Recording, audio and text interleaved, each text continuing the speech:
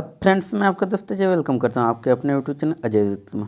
दोस्तों, आज के वीडियो में हम हिस्ट्री ऑनर्स के सेमेस्टर 6 के डीएससी पेपर 4 के से रिलेटेड एक इम्पोर्टेंट क्वेश्चन के बारे में चर्चा करने वाले हैं, जो तेल की राजनीति से संबंधित है।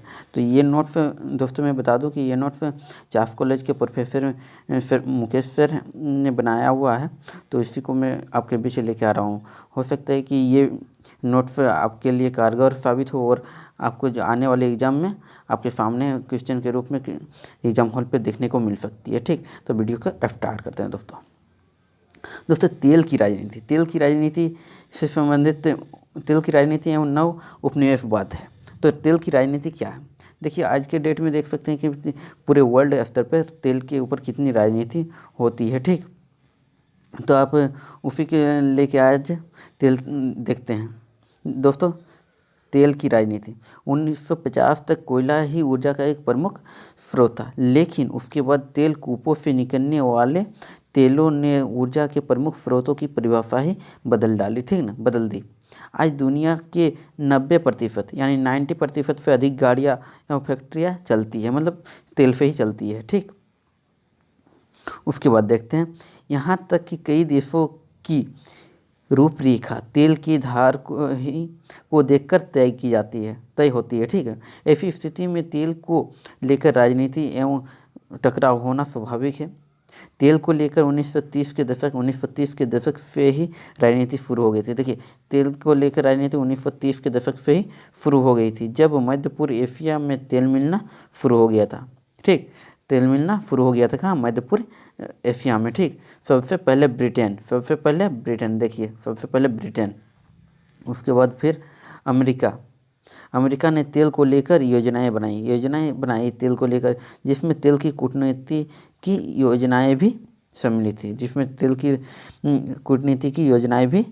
थी दोस्तों, देखिए, द्वितीय विश्व युद्ध के बाद ही अमेरिका की ये कोशिश रही कि तेल के भंडारों से उनको लगातार बिना किसी परेशानी के तेल मिलता रहे और तेल के उत्पादन और उसके बिक्री में किसी प्रकार का रुकावट न हो। तेल की बिक्री और उत्पादन में किसी प्रकार का रुकावट न हो। द्वितीय विश्व युद्ध से पूर्व तेलकूपों पर ब्रिटेन का प्रभुत्व था। द्वितीय विश्व युद्ध खत्म होते होते उन तेलकूपों पर अमेरिकी प्रभुत्व छाने लगा। ठीक, युद्ध के उपरांत इस क्षेत्र में सोवियत संघ भी कूद पड़ा। अभी तक ब्रिटेन और अमेरिका के बीच प्रतिद्वंद्विता थी, लेकिन जब सोवियत संघ भी तेल राजनीति में आ गया तो स्पष्ट रूप से तेल की राजनीति क्या हो गया? दृष्टिगोचर, यानी देखने लायक बन गया। राजनीति दृष्टिगोचर हो गई, यानी देखने लायक राजनीति होने लगी। अमेरिका किसी भी कीमत पर इस क्षेत्र में सोवियत संघ का प्रभाव बढ़ने नहीं देना चाहता था। सोवियत संघ का प्रभाव देखना नहीं चाहता था। वो सोवियत संघ के प्रभावों की किसी भी कीमत पर रोकना चाहता था और किसी भी कीमत पर उसको रोकना चाह रहा था।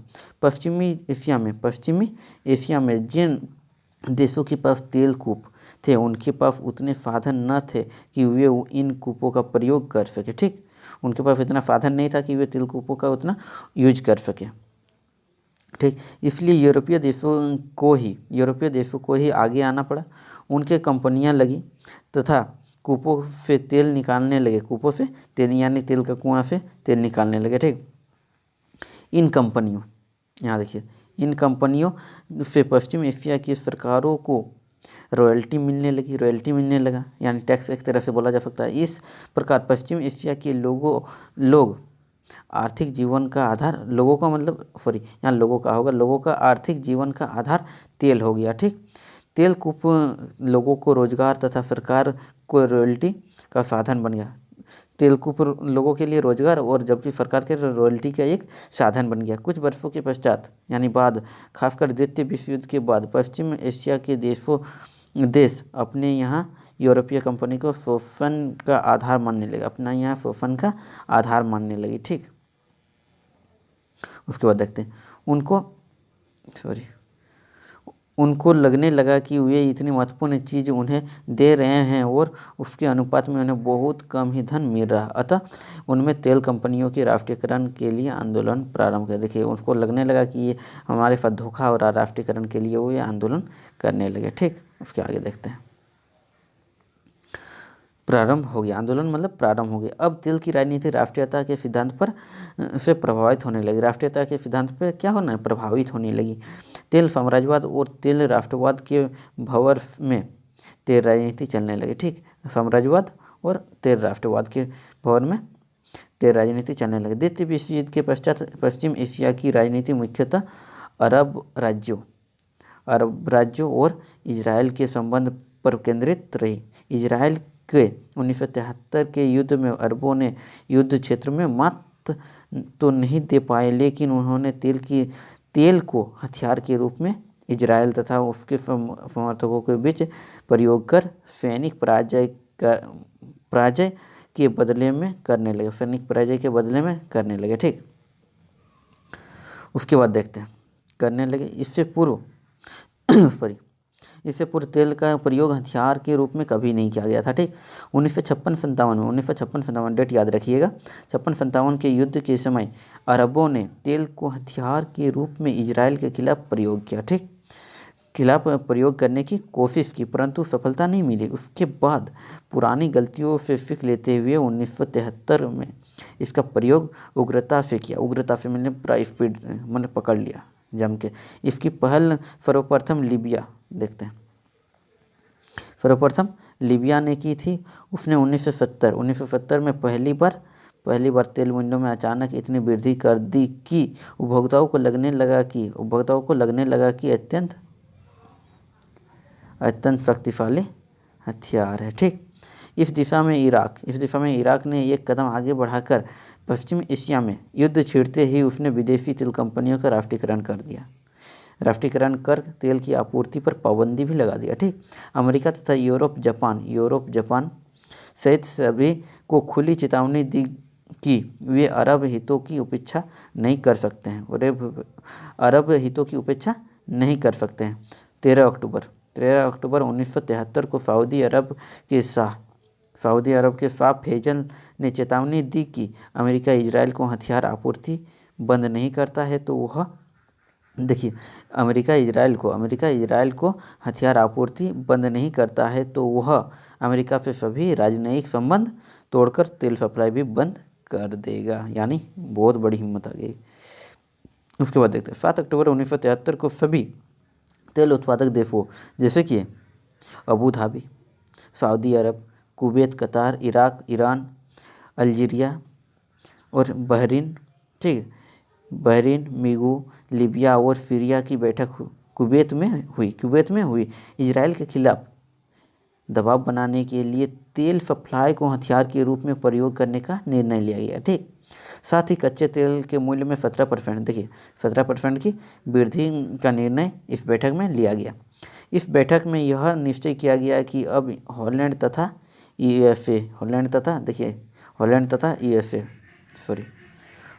यूएसए को तेल निर्यात बंद कर देगा। ठीक, उसके बाद 15 नवंबर 1973 ईस्वी को तेल उत्पादक राज्यों की दूसरी बैठक हुई। यानी तेल उत्पादक जो राज्य यानी देश था उस सब के बीच दूसरी बैठक हुई। कब?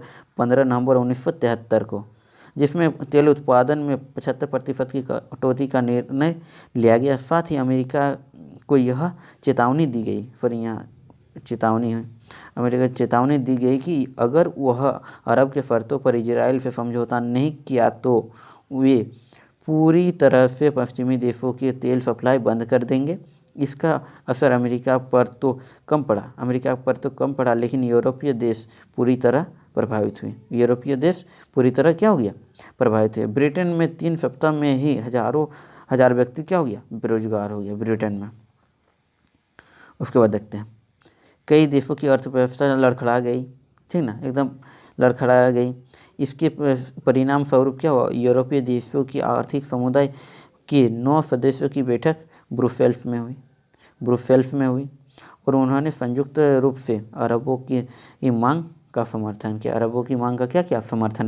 दिसंबर 1973 को ईरान ने कच्चे तेल को खुले बाजार में नीलामी करने की घोषणा की। किसने? ईरान ने 1973 में कच्चे तेल को खुले बाजार में नीलामी करने की घोषणा की। इस घोषणा ने विकासशील देशों में खलबली मचा दी, विकासशील देशों में खलबली मचा दी। ठीक, उसके बाद देखते हैं ईरान के इस निर्णय से तेल वही खरीद पाएगा जिसकी बोली ऊंची होगी, जिसकी बोली क्या रहेगी, ऊंची रहेगी। स्पष्ट है इसमें अन्य देश जापान अमेरिका की तुलना में पीछे रह जाते हैं। अन्य जो गरीब देश है वो क्या रहेगा, पीछे हो जाता है सॉरी। एशिया तथा अफ्रीका देशों के लिए खुली नीलामी में तेल खरीद पाना असंभव था। ठीक, तेल खरीद पाना एशिया में अफ्रीकी देशों के लिए खुली नीलामी में तेल खरीद पाना असंभव था। अब आशंका हो गई ये देश जो कुछ थोड़ा उन्नति थी वह चौपट हो जाएगा। जनवरी 1974 में के अंत तक अरब देशों द्वारा लगाए गए प्रतिबंधों का जो प्रभाव था वो सब दिखने लगा। लगभग सभी देशों का बजट खराब होने लगा। सभी देशों का क्या हुआ, बजट खराब होने लगा। ठीक, 11 फरवरी 1974 को राष्ट्रपति निक्सन ने सम्मेलन आयोजित किया। ठीक, उसके बाद देखते हैं जिसमें क्या किया गया, जिसमें समस्याओं पर विचार किया गया तथा आशंका व्यक्त की गई कि पुनः 1930 की मंदी न आ जाए।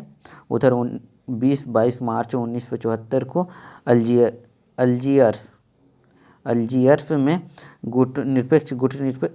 निरपेक्ष राज्यों के विदेश मंत्रियों का सम्मेलन हुआ। ठीक, जिसमें तेल भावों पर चिंता व्यक्त की गई तथा तेल उत्पादक राज्यों से आग्रह किया गया कि विकासशील देशों के प्रगति पर नरम रवैया अपनाई जाए। ठीक, उसके बाद देखते हैं लास्ट टॉपिक बची हुई है।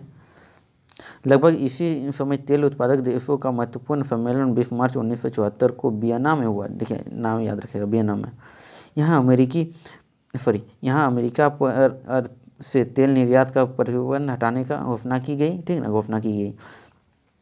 यहाँ क्वेश्चन बन सकता है कि किस सम्मेलन में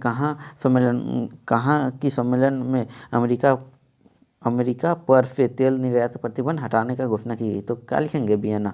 कब, 20 मार्च 1974 को। ठीक, साथ ही यह भी घोषणा की गई कि यदि पश्चिम एशिया में शांति वार्ता में कोई प्रगति नहीं हुई तो प्रतिबंध फिर से लगाया जाएगा। देखिए प्रतिबंध फिर से लगाने की धमकी दी जा रही है एक साथ। ठीक, साथ ही यह भी घोषणा की जब तक उनका उद्देश्य पूरा नहीं हो जाता तब तक हथियार के रूप में तेल का इस्तेमाल जारी रखेंगे। ठीक, अब देखते हैं इस प्रकार से क्या देखते हैं हम, पश्चिम एशिया के संकट में तेल का हथियार बनाने पर जो प्रारंभिक सफलता मिली उससे अरब राष्ट्रों का मनोबल के साथ साथ उसकी आर्थिक स्थिति भी क्या हुई, मजबूत हुई। अब उनको अपने उद्देश्य की पूर्ति के लिए तेल एक नया हथियार मिल गया। ठीक ना, तेल के रूप में एक नया हथियार मिल गया। दोस्तों तो आज हम लोगों ने देखा कि तेल की राजनीति के बारे में। तो फिर से मैं बता दूं कि ये विनोद बिहारी महतो कोनियालचल यूनिवर्सिटी के अंतर्गत जो हमारी चाफ कॉलेज है उनके मुकेश सर, वहाँ के मुकेश सर जो बेहतरीन नोट्स बनाते हैं, बहुत अच्छी तरह से क्लास में भी पढ़ाते हैं। तो उन्हीं का नोट्स को मैं फॉलो करते हुए मैं तेल की राजनीति न उसने अफवाद पर क्या किया था, एक वीडियो बनाया है। ठीक, तो वीडियो इसी तरह के वीडियो के लिए चैनल को सब्सक्राइब करें तथा वीडियो को शेयर करें ताकि ज़्यादा से ज़्यादा सेमेस्टर 6 के स्टूडेंट्स को लाभ मिल सके। तो वीडियो देखने के लिए धन्यवाद। जय हिंद, जय भारत, वंदे मातरम।